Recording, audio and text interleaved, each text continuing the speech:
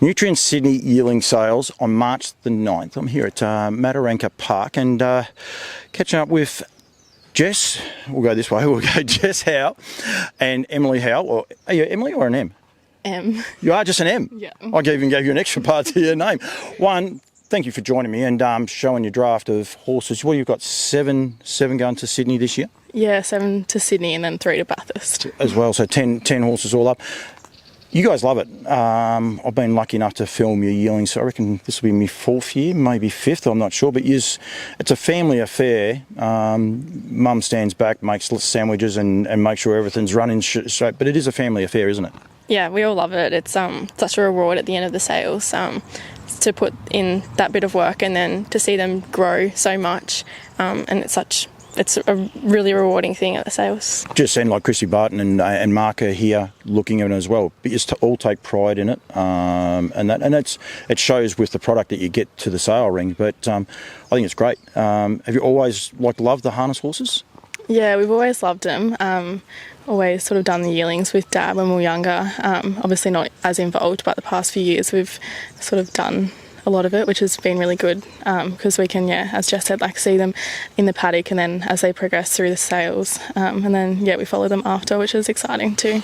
Do you just get upset? I'll ask you both. Do you get upset when they go, or and I probably imagine there's probably some you're thinking yourself, oh thank God, but do you get upset when they actually go through the ring and they're going to a new home? Last year was my first year getting upset. Jess always laughs at me.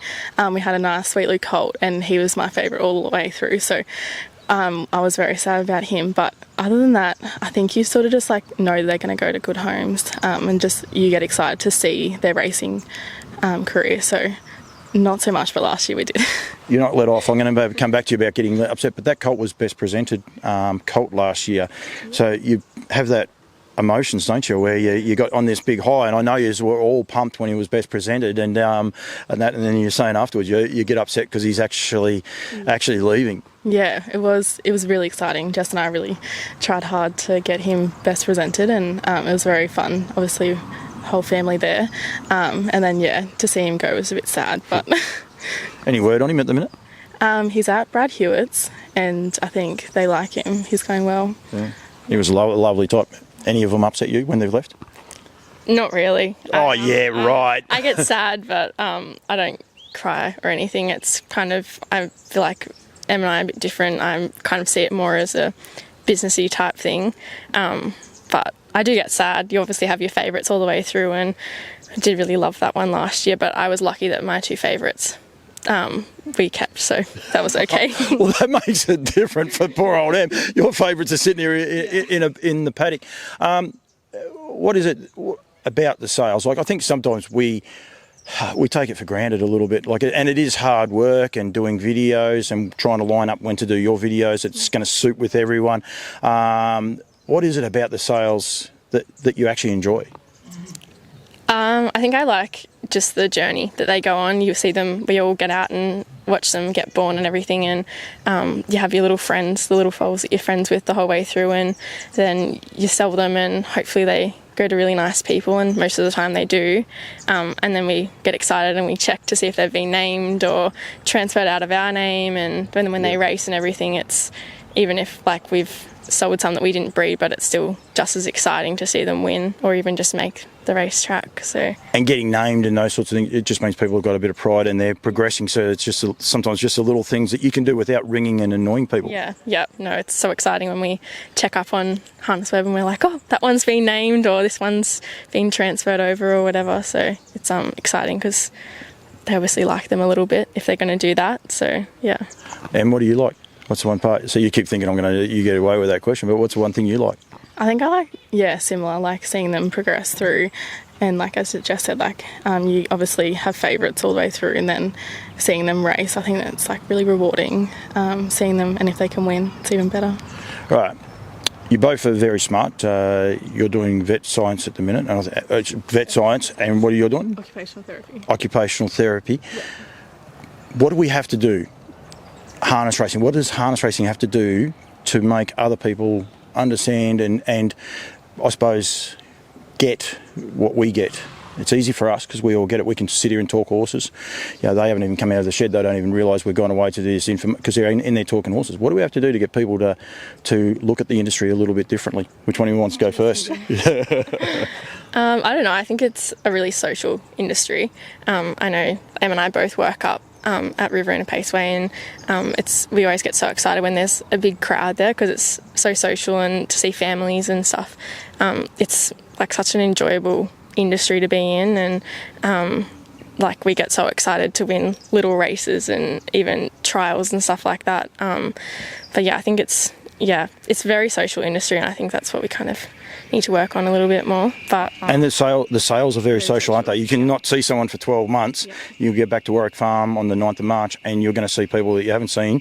And basically, like I say, you strike up a conversation that it's like you finished yesterday. Yeah, no, we enjoy that aspect after the sale, especially on the Sunday night after everything's done. You get to see people you haven't seen in ages, and it's very social, and ask about horses and everything. So we love the sales for that aspect as well. And it's not all horses either, is it? Like a lot of the conversation could be TV shows or banter or things like that. That is fun, and I know a few people have said to me with the nutrient experience afterwards, they're like, "Oh, this is cool." Yeah, no, we've got lots of friends out of the industry now from the sales, and got some really good contacts now, which is nice. But we all get along pretty well, so it's good.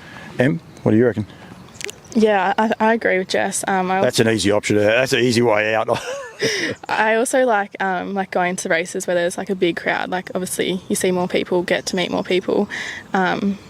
But yeah, we have to sell it as fun. Like, I mean, it is fun, and I think that's one thing we definitely sell short. And I think a lot of people probably don't take another step out. You're going to be out of the camera, and then I'll be in trouble playing favourites. We've actually put you downhill. That part's bad as it is, but it is fun, and it is a joy, and it's a ride, like you guys are saying. From the time they're foals to going through, and I would imagine you probably like seeing some of the fillies that you sell. Selling some of their progeny back at the sales. Yeah. Yeah. It's just an easy answer, isn't it? Right, so you guys are selling. Let's start this year at you're selling 3, 1 in Sydney. Which one are you? Do you know which lot number it is? Lot 51. Yep. So yeah, she's a always be Mickey filly out of Yankee Angel. She's beautiful. She's so easy to do everything with. She has never done anything wrong, and she's such a good worker. And you just get her out, and she just goes on the walker, and she's very nice, and it's quite a strong family as well, which is nice. Did you pinhook her? And you guys have history of pinhooking, and anyone wondering, like buying weanlings and that, did you actually pinhook this horse, or have you got the mare? We bought the mare a few years ago. This is our first foal out of the mare, and then we have another Always Be Mickey filly on the ground this year. So out of that same mare. Now you've got 2 going to Bathurst as well. I won't worry about the numbers. It's not until the 30th of March, so we'll be doing something else around there. But are they pinhooks as well, or are they mares that is a purchase as well?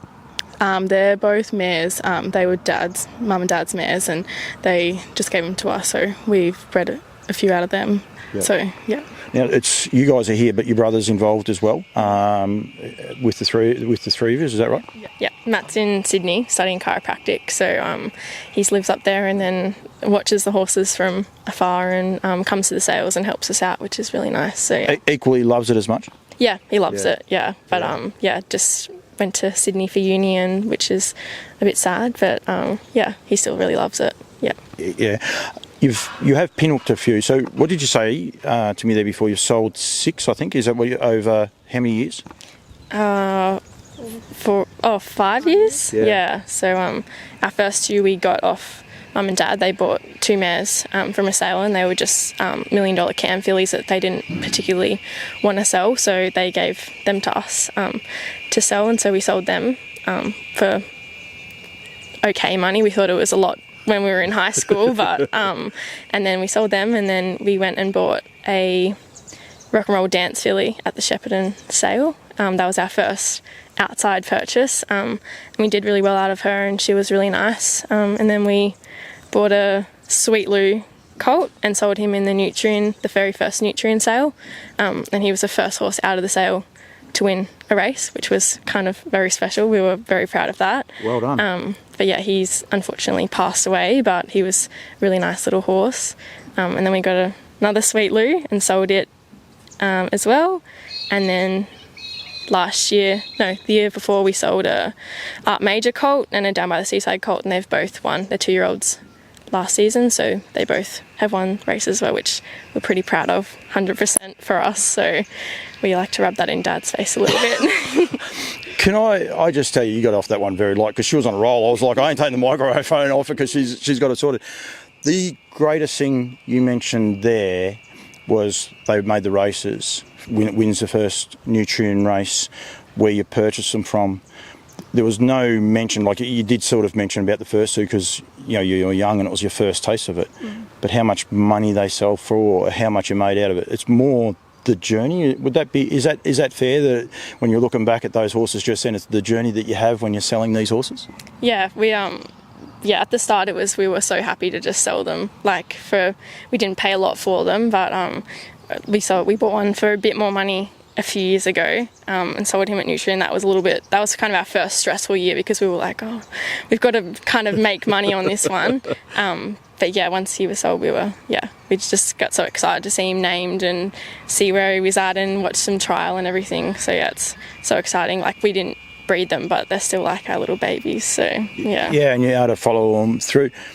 Can you make money? I mean, it's always one of those taboo things we say to people, you can make money. But, can you make money and, for all the hard work you put in, do you get the right reward? I think you definitely can. Obviously, it just depends on the year and, your quality as well. But, yeah, we have made money most years, which has been good.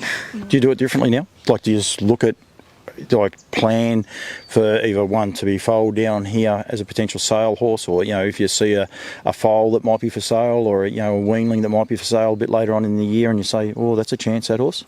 At the moment, we're sort of just trying to we've got our own mares, so we're just trying to breed them to good stallions, but we sort of plan it that we will sell, so yeah. And go that way. Yeah. Thank you. Dad was complaining there before that what lot number was it again? The horse you're selling this year? Lot 51. Lot 51 might have been brushed a little bit more than the other ones, but I think you've definitely got the pick of the draft so far, so that'll be okay. Won't worry about that. But in all seriousness, you guys are part of Mataranka Park. I keep farm all the time. It's written over there on the float too, if you're wondering what I was looking at. You are part of so even though you are selling your own individual horses, you do take so much pride in the horses that go through either Matarnka Park or Dennis and Joe Howe, and it is a great family. What you just do, and I think we need more people in it. And it's pretty cool here in Wagga. There's actually a lot of families that actually do it, generational things, and I think it's been lost. Jess, thank you. That's okay. Thank you for having us. And Em, not Emily, thank you very much. And I didn't get them wrong. I was going to be cheeky and sort of swap them over, and then I thought, no, because then I'll confuse myself and I'll be in all sorts. But thank you very much. Thanks, Paul. Thanks for having us. And just quickly, you'll be in Sydney for the parade on the Friday. It's a Friday night, that parade, and you'll be there trying to win Best Presented again? Hopefully. Great result. Anyone wants to get in touch with you guys here for your draft, you've got 7 going to Sydney and you've got another 3 that'll be going to Bathurst. 1, go to nutrientstandardbred.com, not Nutrien Equine. Please go to nutrientstandardbred.com and you'll be able to follow there for the sales. But give you guys a ring, give Dad a ring, and come and have a look at them. We want to encourage people to come out and have a look. Yep, no, that's great. We will have anyone come and look. And we race over at the racetrack there quite regularly, so people might have a long day, they can sneak over in between and go from there as well, so it's pretty important that they get here. Yep, no, it would be great. Thanks, girls. Thank you. You did pretty good for 2 people that are nervous, and I did pretty good with your name, so thank you very much, except for Emily, but that's okay, we'll get it done. Thank you. The Nutrien Equine 2025 yearling sales commence with the Sunshine Stars in Brisbane 23rd of February, Tasmania on the 1st of March, Sydney 9th of March. We then go to Bathurst on the 30th of March and culminate in Melbourne on the 13th of April. Contact the team at nutrientstandardbred.com.au for more details.